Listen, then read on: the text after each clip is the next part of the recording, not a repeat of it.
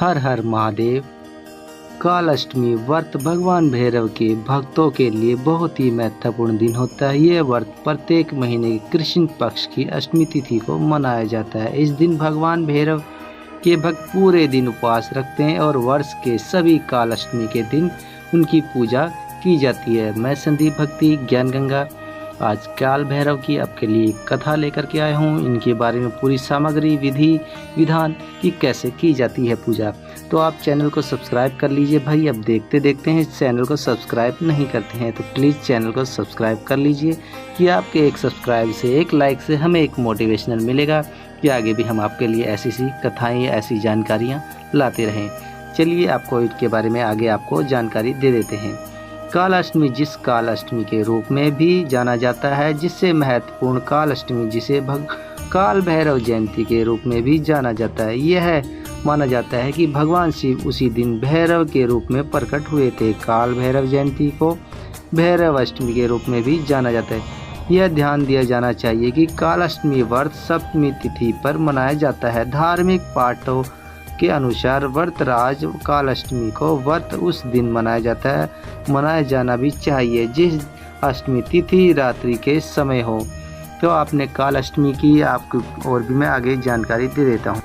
इस बार काल अष्टमी पर मनाए जाएंगे शुभ संयोग, जाने विधि और शुभ मुहूर्त भी।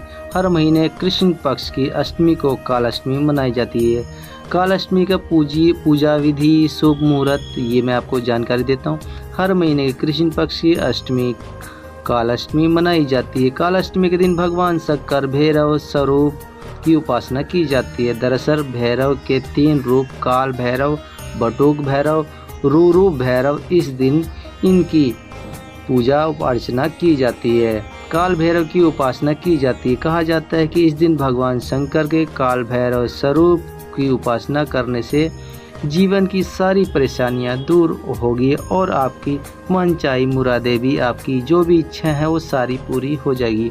साथ ही आज जीवित पुत्रीय व्रत है, इसे भी कर सकते हैं। महिलाएं व्रत अपनी संतान की रक्षा के लिए रखती हैं, उनके लिए उनकी मंगल कामना के लिए व्रत करती हैं। साथ ही संतान प्राप्ति की इच्छा रखने वाली महिला भी इस व्रत को करती है। यह व्रत मुख्य पूरे इंडिया में मनाया जाता है। इंडिया के बाहर भी जो इंडियन लोग हैं वो भी इस प्रथा को मनाते हैं।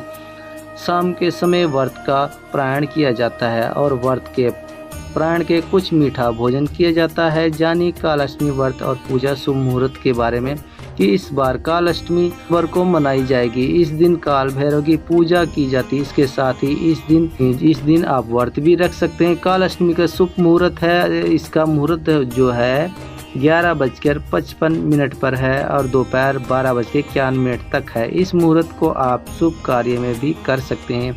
अगर ये जो मैंने आपको समय बताया है 11:55 पे और 12:51 पे, इस मुहूर्त में आप अगर कोई भी काम करेंगे तो वो आपके सारे काम 100 के 100% होंगे। इस टाइम पे आपने करना है। कोई भी अगर आपका काम रुका हुआ है तो वो काम आप इस टाइम पे कर सकते हैं।